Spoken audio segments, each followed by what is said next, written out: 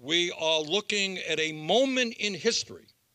And again, this does not get the discussion that it needs. And I know Stephanie at Stony Brook is going to be working on this issue, and I hope all of you will.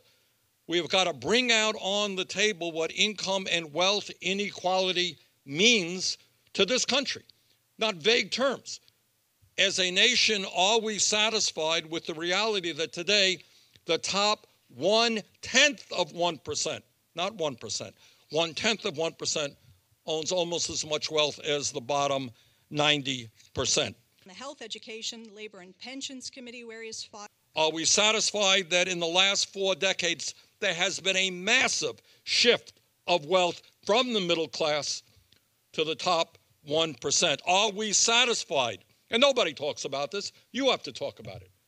Are we satisfied that in America today, the 3 wealthiest people in this country, Bill Gates, Jeff Bezos, and Warren Buffett, now own more wealth than the bottom half of America, that is 160 million people? Is that what America is supposed to be about? 3 people owning more wealth than the bottom half of the American people. Often get into the media, so thank you all very much. We have a very important document released recently called the Paradise Papers, released by a group of investigative journalists, and they gave us some 13 million files.